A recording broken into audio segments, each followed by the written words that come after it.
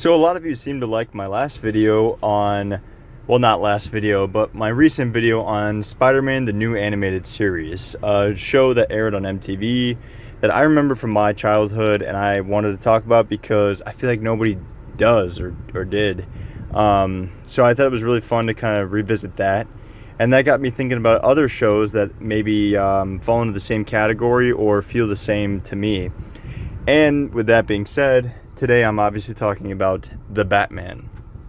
It was an animated Batman cartoon, or show, obviously.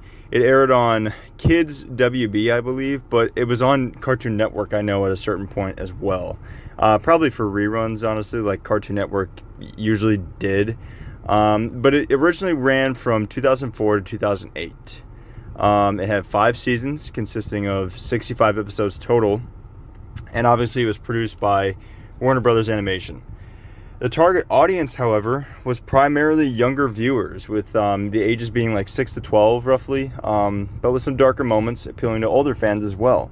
So this is very different from that Spider-Man show where it was definitely geared more towards an older audience. It was just in animated form. This one has its moments, don't get me wrong, and we'll get into that, but overall it's geared towards children, which is weird because I still enjoy this as an adult, so I don't care, sue me. The main concept was the main idea, I guess, was to kind of show a younger Batman early in his career, around year 3 or 3 or 4 of crime fighting, before his traditional partnerships with Robin and Batgirl down the line. So the creators of this show were Michael, I could be butchering this by the way, Michael Guggen and Dwayne Capizzi. Again, I probably butchered that, but the series was not connected to Batman the Animated Series or the DCAU as a whole at all. It was actually a reboot within its own continuity, which is very different, again, from the Spider-Man show because that was connected to the movies, or at least it was supposed to be. The visual style was inspired by anime and slick urban design with sharp angles, neon color schemes, and a sleeker Batmobile. The theme song in seasons 1 and 2 was composed by The Edge from U2, later replaced by a new theme for seasons 3 and 5, but if you know the theme song of this show, you know how goated it is. You know how good it is. I love it. It's a banger. It's really, really good. Honestly, even in seasons 3 and 5, it's really good too. The tone did shift over time though. The earlier seasons, being 1 and 2, are more action oriented, and they feature more villain of the week episodes with flashy fight sequences, whereas later seasons like 3 through 5, were more serialized storytelling, including some of Batman's sidekicks and the broader DC Universe character appearances. Now, the voice cast, before we get into anything else, Rino Romano voiced Bruce Wayne / Batman. And this is a very controversial take, but behind Kevin Conroy, he's like my favorite Batman or Bruce Wayne voice. Maybe it's my bias of growing up with this show, but I love this take on the character, and I love his performance in this role. Next up, we got Alistair Duncan as Alfred Pennyworth, Evan Sabara as a young Dick Grayson / Robin from season 4, spoiler alert, Danielle Jadovitz, cannot pronounce names apparently, as Barbara Gordon / Batgirl from season 3, again, spoilers. Kevin Michael Richardson plays Joker, which is one of, if not the most controversial things about this show. And another hot take, a version of the Joker that I really love. He has dreadlocks, a big muscular build, he's very acrobatic, he's barefoot through the entire show, and he fights hand to hand really well. Like, he holds his own. So I love this Joker, and something I will talk about later in this video, but I want to mention, I love all the villains in this show, honestly. Because moving on, we have Tom Kenny voicing the Penguin. That's right, SpongeBob voicing the Penguin. They gave him a British aristocrat kind of tone with a little bit more comedy, but the Penguin, this is another like strong version of this villain, and I really enjoy what he did with the character. Next up is Gina Gerson as Catwoman. And many guest stars also appeared as villains, like Ron Perlman as Killer Croc, Mitch Pileggi as Commissioner Gordon, and Clancy Brown as Lex Luthor. You know, there's a lot of appearances throughout this show, which is kind of surprising when you realize just how many names were attached to this, because it feels like something so out there. Now, I'm going to start talking about some of the major differences from classic Batman, because I kind of touched on that with the Joker and this take as a whole. Batman is younger here and still establishing his legend. Gotham PD, including Detective Ellen Yin and Chief Rojas, view him as a vigilante nuisance. Early on, it's no Robin, no Batgirl, and even no Justice League. He actually works alone, with Alfred as his only confidant, which is similar to some Batman stories, but it's just kind of surprising given that it's an animated show built for kids. You would think that, you know, they would want him pairing up with people. The villains were redesigned drastically. As I already touched on, Joker, I mean, he's an acrobatic fighter with wild hair and bare feet, and he's such a stark difference on the character, like stark difference take on the character, while still being very familiar, which is part of the reason I love it so much, because I'm not opposed to, you know, changing up a bit of the lore or changing up the way a character is, as long as the roots of that character stay the same. And I think this is literally one of the most perfect examples of that in comic book medium. Now, Penguin is surprisingly martial arts trained with skilled female bodyguards. I believe they're called the Kabuki twins. But again, very surprising to have Penguin be martial arts trained. But again, it's a welcome change. I actually like it a lot. This is one of my favorite versions of Penguin. Now, the Riddler. This is also kind of ahead of its time, because this came out in 2004, and now I feel like this is the popular take for the character. But back then, this was very influential, in my opinion. He is a gothic, like, emo version of the character. He's very tall and thin. He's got this hair that drapes over his face. It's very the Riddler's actually intimidating while still being the Riddler. Now, Mr. Freeze is a more like cyberpunk design and a colder personality, pun intended. Again, another great character, and one that is, to this day, super underrated. Mr. Freeze is so underutilized, and it's probably because he's hard to utilize, but I don't care. I love him as a villain, and I would love to see more of him. Now, we have Clayface last up that I want to talk about, which, his origin in this is tied to Ethan Bennett, a Gotham police officer and one of Bruce's friends. So that's a very interesting way to tie a character like Clayface to Bruce or Batman. And Clayface is another one I need to see more of in live action, or just more Batman stuff in general, because Clayface and Mr. Freeze are like top two underutilized for me. Now, the Batcave tech and gadgets are often more like depicted as futuristic and stylized than in older shows. Obviously, with Batman the Animated Series and some of the Justice League cartoons and stuff, Batman's tech is very like practical, I guess. Like, it just seems very basic, not in a bad way, but this show definitely leans into the more like tech advanced side of Batman, which we will go on to see in future adaptations or like comics or even cartoons. But again, this show does a lot of stuff that's frankly was ahead of its time and does not get enough appreciation, which is the whole reason I wanted to make this video. So now I'll break it down really quick by season, just to give you guys a general idea in case you need a bit of a refresher. I'm not going to go super in depth, but I do want to keep it, I don't want to make this video 3 hours long, although if you want to see a video like that in the future, please let me know. I'm happy to make that. Season 1 aired from 2004 to 2005, and it follows Batman's third year as Gotham's vigilante. Very reminiscent of Pattinson's Batman. I believe he was year 2 or year 3, but either way, very early on in his career. Police antagonistic Detective Ellen Yin is introduced as a reluctant ally, and this reminded me a lot of kind of the Spider-Man PS4 game, where you have your cop friend who wants to help, but also she's hesitant because you're viewed as a vigilante by some, and some of the ways you go about stuff is not exactly by the book. So it's always fun having that dynamic with a cop in shows or with characters like this. As I mentioned before, though, this is a very villain of the week format with fresh redesigns of classic villains. Joker's first appearance is actually in the pilot, titled The Bat in the Belfry. And it's very smart to do his introduction so early because it's such a controversial one. And it's one that I welcome, and I think, honestly, over time, fans have welcomed now, too.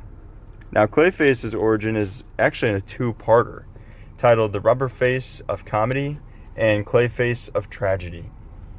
And again, an awesome introduction to this character, one that I personally love and I welcome. I think Clayface is really interesting, and especially if you decide to dive into that part of his character, you can go to a lot of dark and interesting places. Moving on to season 2, this aired in 2005 to 2006. This is a more complex, villains when they started to get introduced, like Riddler, Spellbinder, and Ragdoll. And Ragdoll always stuck out in my mind. I don't know if you guys have seen this. If you have, you probably remember Ragdoll. It creeped me out as a kid. But by this season, there's a big step in the relationship between Detective Yin and Batman. She now trusts him. After all the events of the first season that they went through together, she now can count on him as a true ally, and that's honestly great to see because you love that. I love that kind of through line storytelling where they bring stuff back and they make everything connected, and it's actually worth watching. So I just love that. Now, the Joker gets a little bit more comedic episodes alongside some darker ones. And I love this contrast because this is Joker to me. Joker could be a really funny villain, and he could also be the darkest, most depraved villain out of all of them. So I love that they went this route and included both sides of his character.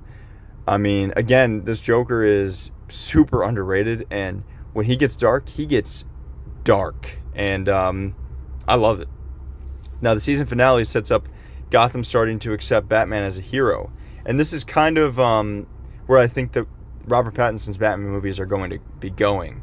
Obviously, in the first one we saw, he is very much like a urban legend, a threat, a monster, a horror kind of like character almost.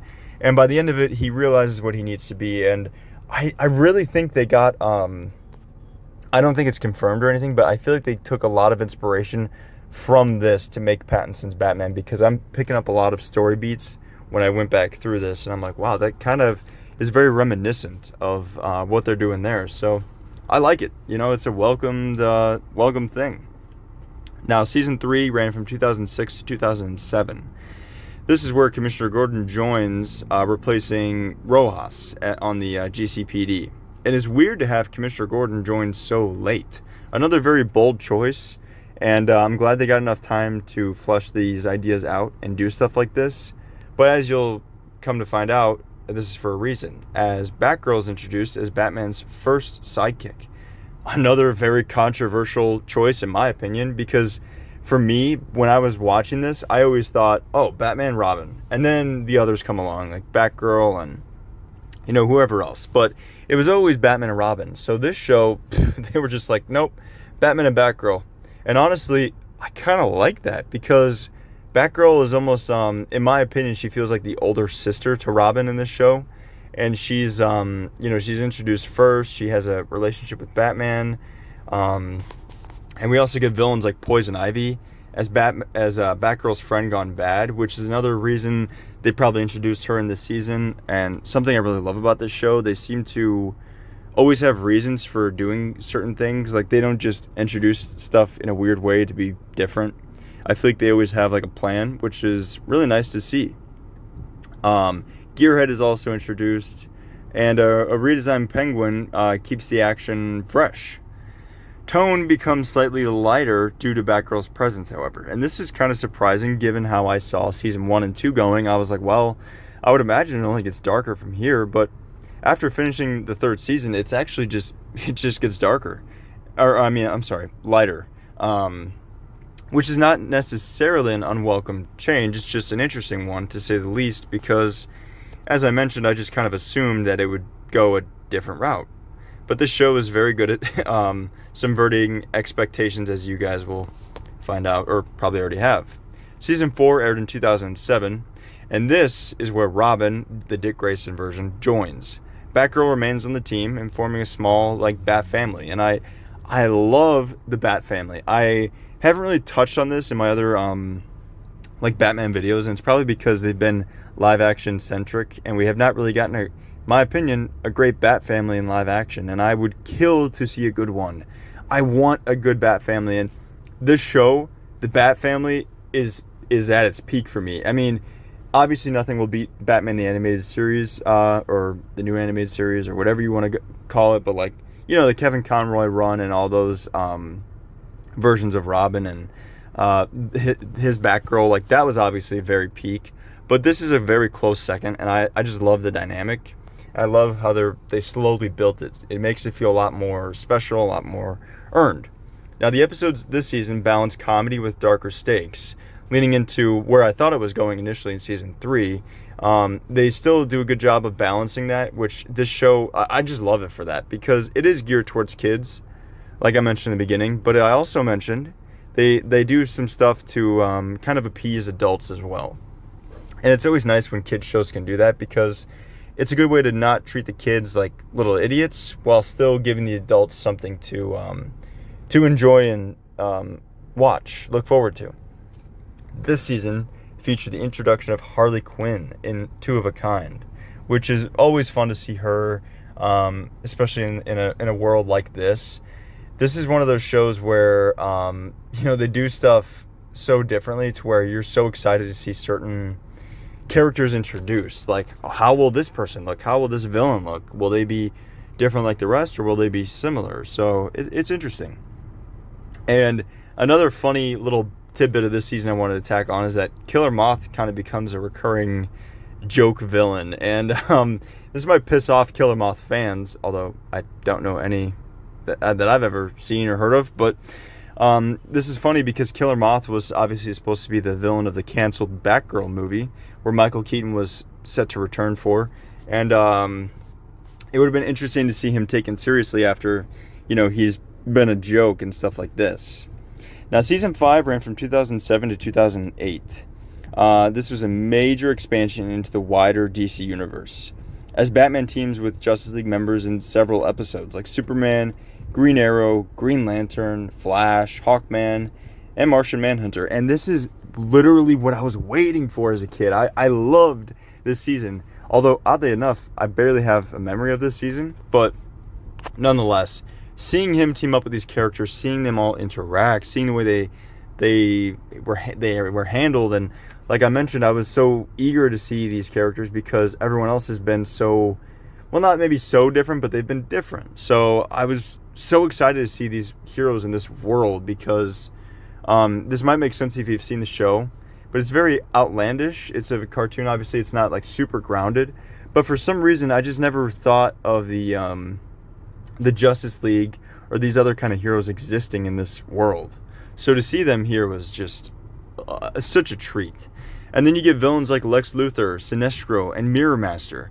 We get crazier villains too, and it's so sick because, you're getting these crazier heroes, you're getting these iconic villains, and Batman's rogue gallery is iconic enough, but it's just so cool to see him interact with people like Lex Luthor and Sinestro. It's just, I love it so much. This season, honestly, upon rewatch, was a big surprise, because like I said, I had very little memory of it as a child, but it's a very welcome surprise. Now, the series finale is actually titled Lost Heroes, and it's a two-parter, having the Bat Family and Justice League saving the world from the alien threat from Season 4, which I didn't really mention before, but it was kind of just on the back burner, and obviously they brought it to the forefront here. And it's a really solid series finale. However, that wasn't the last we're going to see of this Batman, as we got a movie that traumatized me as a child. And guys, when I say traumatized, I don't want to, you probably don't care too much about my personal life or stuff, but let me tell you, I had nightmares about this movie for literal months. I mean, daily nightmares for 6 months. That is the Batman vs. Dracula from 2005. It was a direct-to-video film set between seasons 2 and 3 with a very darker tone and a lot of horror elements. And Dracula is resurrected in Gotham, and Batman must stop him while fighting the Joker and Penguin as they are turned. And it's just fun to see the dynamic between Dracula and Batman, because obviously people have made those similarities or those connections before, where it's like, they're very similar, but they call that out in this, actually. Like, Dracula kind of taunts Batman and vice versa, of like, I didn't think you were real, and it's just fun to see two similar characters in different ways kind of face off. Now, this was notable for having a lot more blood, obviously some vampirism themes, and very intense action sequences. And that's the thing that scared me the most as a kid, because I love Batman. He is, to this day, my favorite superhero. He was when I was a child. And I just thought of him as, like, invincible, I could do no wrong, like, perfect superhero. He was kind of my my comfort. Things like that stuck out in my head so much. And this movie definitely traumatized me as a child, but gotta say, upon rewatching it, it is awesome. Like, it is sick. If you guys have not seen this movie, you need to watch this movie. It's really well done. And it's funny, I always say this, but it's ironic because I started a YouTube channel, but I am not a critic by any means. Like, I'm not an expert on movies and film, and I usually try to enjoy everything I watch to a certain extent. And when I don't, I'll usually, like, clown on it or joke. Now, moving on to reviews, or speaking of reviews, I guess, I'll talk about the reception of this show. It was mixed to positive from critics. Hardcore DC Animated Universe fans were divided because of drastic redesigns and the changes I've mentioned before. Now, I was a hardcore fan of the DCAU, but obviously that doesn't apply to everybody. Not everybody's going to enjoy these changes or enjoy certain things. However, it did win 6 Daytime Emmy Awards, mostly for animation and sound editing, but nonetheless, it has that accolade. And over time, it's developed sort of a cult following for its unique visuals and reinterpretations of classic villains. Again, very reminiscent of that Spider-Man MTV show I talked about. It's getting a bit more of a following, but honestly, I have not seen enough people talking about it that, it deserves to have. I think it's a very interesting show. Now, moving on to its legacy, it's often remembered for its, bold villain redesigns and the fact that Batgirl joined before Robin, a very rare and bold choice. This series laid groundwork for later Batman media, as I mentioned before, experimenting with style like Beware the Batman. I could also make a video on that if you guys want. That's another very interesting Batman TV show or Batman design, but it also influenced stuff to this day, like Robert Pattinson's Batman movie, in my opinion, my humble opinion. And it's still used as a nostalgic favorite for fans who were kids in the mid-2000s, and that obviously includes me. That's the whole point of me making this video. I hope that a lot of you can also reminisce in this and enjoy it with me, and we could talk about it in the comments, because I love having conversations with you guys about this stuff, because it makes me feel like I'm not that crazy for feeling like this about these shows, and I really enjoy them. This show is just super special to me. It always has been, it always kind of will be, honestly. It's just very, very interesting. So yeah, I hope you guys enjoyed what I had to say about this. I think I'm going to wrap it up here, because I'm trying to think about other stuff I missed. And honestly, there's not much. Like I said, there's similarities to other animated series or other Batman things that we've gotten before. Like Batman the Animated Series, for example. It was a noir-inspired, timeless, like, kind of Art Deco design. And it had psychological depth to it. And you have the Batman with sleeker, anime-influenced, neon-lit Gotham with a lot of crazy action scenes. So definitely some differences there, but I love both of these shows nonetheless. I've talked about the redesigns. I've talked about the continuity. I've talked about some of the characters. And if you want me to, I can make a video going in depth on all the characters and their arcs, because I did kind of jot that stuff down. But as I mentioned before, I don't want to make this video like an hour long, and I can easily do that. So yeah, if you guys do want to see a video of me going over like some of the character arcs and kind of what each of these main characters go throughout this show, I'm happy to do that. Just let me know down below and I will get that out to you guys. But yeah, let me know what you thought of this show. Did you watch it as a kid? Did you not? If you have watched it as an adult, did you like it? Because like I said before, I know I loved this as a kid, and I'm watching it as an adult. I loved it just as much, if not even more. I think I honestly appreciate it more. So I was very happy to get to revisit this for you guys. I hope you enjoyed what I had to say about the video. I tried to keep my thoughts not super, I guess, repetitive, or I try not to go on too long about certain things, but I did try to cover everything I could. Hopefully this was a well done video. Hopefully you guys liked it. I know I put a lot of time and effort into this, which I'm by no means complaining, because I love this show. I love rediscovering old stuff like this. If you guys have anything else you want me to cover from your childhood, maybe I've seen it, maybe I haven't, let me know down below as well. If you stuck around this long, I appreciate you giving me your time, and I will see you guys in the next video.